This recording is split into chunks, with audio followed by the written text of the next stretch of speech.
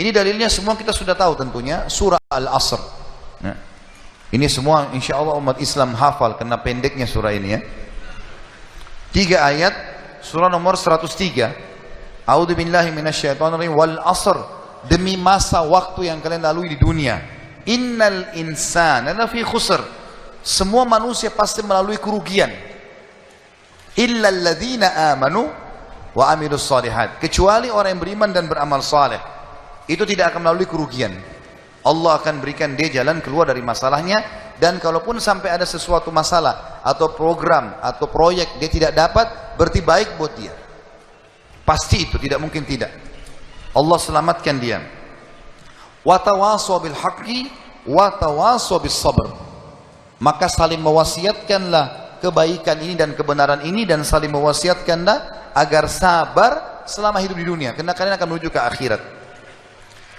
Saya kasih contoh teman-teman, ada satu doktor ngajar di Ummul Qura, Dr. Muhammad, semoga Allah jaga beliau.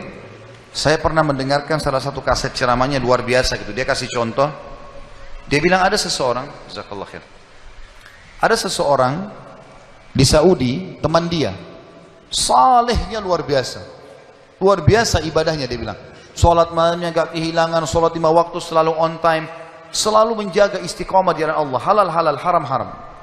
Satu waktu dia lamar seorang wanita dan diterima lamarannya. Pada saat sudah mau menikah, gitu kan, kurang lebih ditentukan jadwal, kalau saya tidak salah itu 3 bulan dari waktu itu akan menikah. 2 bulan atau 1 bulan sebelum pernikahan, tiba-tiba perempuan ini batalin pernikahan. Tiba-tiba batal pernikahan, nggak jadi nikah. Laki-laki ini bertanya kepada calon mertuanya, ada apa? Saya juga nggak tahu. Ditanya perempuan ini oleh orang tuanya, kenapa nak? Malu keluarga? Enggak, pokoknya saya nggak mau nikah sama laki-laki ini. Bersikeras si perempuan tidak mau nikah. Kata Dr. Muhammad, dia bilang, saya setiap kali ketemu sama teman saya ini, teman saya selalu berdoa. Saya dengar doanya, ya Allah kembalikan wanita ini pada saya suka sama dia. Luar biasa merengeknya sama Allah, gitu kan. Dan saya saking kesian sama dia, sampai saya mengatakan, ya Allah kabulkan buat dia. Luar biasa dia mohonnya sama Allah. Tapi uniknya kata Dr. Muhammad, enggak dikabulkan, enggak dikasih sama Allah. Sampai tiba hari H pernikahan yang ditentukan tanggalnya, perempuan ini akhirnya memang dia tunggu waktu itu. Ada laki-laki lain lamar, diterima sama dia. Diterima pada saat itu. Diterima lamaran laki-laki baru. Waktu sudah menikah sama laki-laki itu, si orang soleh ini, temannya Dr. Muhammad, berhenti berdoa. Sudah selesai, jadi istrinya orang, nggak boleh kita doa lagi kan. Maka Dr. Muhammad mengatakan, saya justru bertanya-tanya pada saat itu, di mana bentuk kasih sayangnya Allah kepada teman saya? Dia sudah soleh, janji Allah baik, mestinya dia dapat yang dia mau. Kenapa di sini luput? Nah ini yang saya bilang di poin ke-11, Allah selamatkan dari kerugian dan bahaya. Ternyata dia bilang, justru setelah perempuan itu nikah sama laki-laki yang jadi suaminya sekarang, saya baru tahu bentuk kasih sayangnya Allah pada teman saya. Karena ternyata baru sebulan menikah, perempuan ini periksa ke dokter, dia punya sakit di dada sebelah kanannya, maaf di payudara sebelah kanan. Dokter memvonis kena kanker payudara yang kronis, harus dipotong. Sebulan menikah, payudara kanannya dipotong. Bulan kedua, kanker itu sudah menyebar ke payudara kiri dan dipotong dua-duanya dalam 2 bulan pernikahan. Bulan ketiga, ini kejadian nyata. Bulan ketiga, ternyata perempuan ini punya masalah di urat saraf di bagian otak belakangnya, sehingga membuat kedua matanya buta. Dan bulan keempat, wanita ini meninggal dunia. Kata dia, Dr. Muhammad bilang, subhanallah, kalau teman saya yang jadi suami dia, maka dia tidak akan menikmati pernikahan. Tapi Allah selamatkan dia dengan caranya. Jadi kadang-kadang ada yang luput dari kita. Kita sudah mohon sama Allah, Allah belum kasih. Kalau Allah tidak kasih, teman-teman, yakin itu baik buat kita. Jangan sangka buruk sama Allah.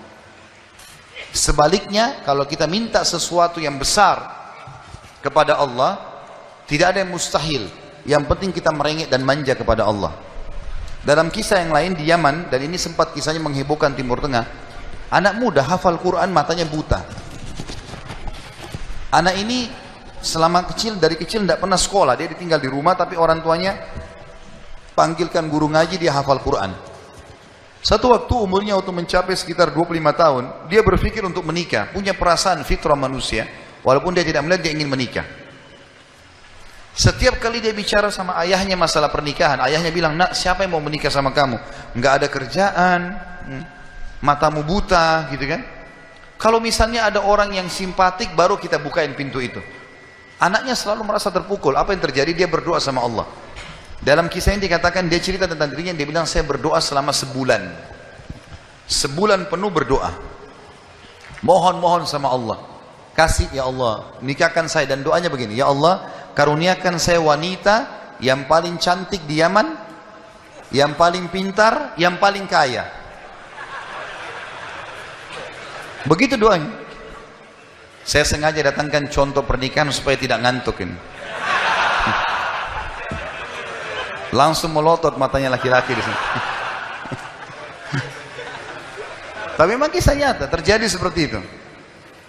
Maka teman-teman sekalian, di hari ke-30 dari doanya, sebulan dia berdoa, dia mimpi, ada orang datang dalam mimpinya mengatakan begini, hai anak muda, jodohmu namanya Fulana binti Fulana. Disebut nama perempuan itu. Ayahnya bernama Fulan bin Fulan.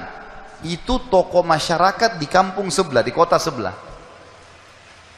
Besok datanglah lamar. Begitu mimpinya dia.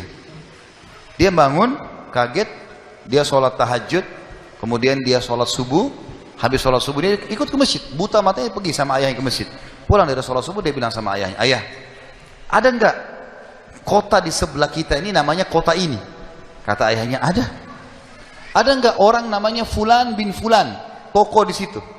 Kata ayahnya, ada. Ini dalam mimpi disebut ini. Dia enggak tahu kota itu, dia enggak tahu orang itu. Kata ayahnya, ada. Itu toko masyarakat terkenal di sana, orang kaya raya. Ada enggak anaknya namanya Fulana binti Fulana? Kata ayahnya, ada. Kata dia, lamarin buat saya, ayah. Kata ayahnya, apa kau sadar yang kau ucapin? Perempuan ini terkenal karena cantiknya, kayahnya, pintarnya. Laki-laki kalau datang ditolak-tolakin sama dia. Kamu gak ada sekolah, buta mata, kita juga orang pas-pasan. Dia bilang, ayah, saya mimpi begini. Dari mana saya tahu nama kota itu? Saya nggak pernah tahu. Dari mana saya tahu namanya, nama anaknya? Ini mimpi, suruh saya lamar hari ini. Ayah bilang, baiklah kalau gitu. Kita coba, tapi pertaruhkan nama keluarga ini. Bisa diterima, bisa ditolak. Dia bilang, pergilah ke sana. Disambut, diterima oleh orang itu. Subhanallah, ini kisah nyata ya, menghebohkan Timur Tengah kisah ini. Luar biasa. Maka pada saat itu masuk dalam rumah, disambut dan segala macam. Tuan rumahnya tanya, iya ada keperluan apa? Dia bilang, ini anak saya buta matanya tapi hafal Quran, disebutkanlah kebaikan-kebaikannya. Entah kenapa dia minta melamar anak anda karena dia mimpi semalam. Anehnya si calon ayahnya si perempuan ini langsung bilang, saya terima lamarannya. Tiba-tiba kisah nyata begitu. Yang ayahnya si laki-laki bilang, kenapa anda spontan terima? Dia bilang, karena saya juga mimpi tadi malam. Loh, kisah nyata. Dia bilang, saya juga mimpi tadi malam, kalau hari ini akan datang anak mantu saya, namanya nama anakmu ini. Cirinya dia. Matanya buta, hafal Quran, dari kampung sebelah kota kamu. Begitu mimpinya, luar biasa nih. Maka dia bilang, ayahnya bilang, tapi saya tidak tahu. Ini kan pagi-pagi, tadi habis sholat subuh, siap-siap datang. Dia bilang, saya belum, kata ayahnya perempuan ini, saya belum tanya anak saya. Tergantung, anak saya terima ya sudah, kalau enggak ya enggak. Kata mereka, baiklah. Masuklah si ayah ke kamar anak perempuannya. Ini ayahnya ini sudah biasa, begitu ditanya, nak ada yang minta, saya nggak mau. Sudah biasa, nolak. Kata dia, nak, dari kampung sebelah, kota ini, kampung ini ada si Fulan, matanya buta, mau melamar kamu. Anak perempuan itu bilang apa? Ayah nikahkan saya. Terima lamarannya. Kata ayahnya, bagaimana? Kau belum lihat orangnya? Dia bilang, tadi malam saya mimpi. Kisah nyata loh. Si perempuan itu mimpi. Mengatakan akan datang jodohmu besok, namanya Fulana bin Fulan, dari negeri kota sebelah, buta matanya, hafal Quran, terima lamarannya. Karena itu suami terbaik. Menikah gara-gara itu. Makanya sahabat dalam berdoa. Kita ini kadang-kadang atau antum ini sering berdoa, baru 2 kali sudah ngomel sama Allah. Sebulan orang berdoa, beberapa hari, sabar. Jadi minta sama Allah tidak ada yang mustahil. Gitu kan?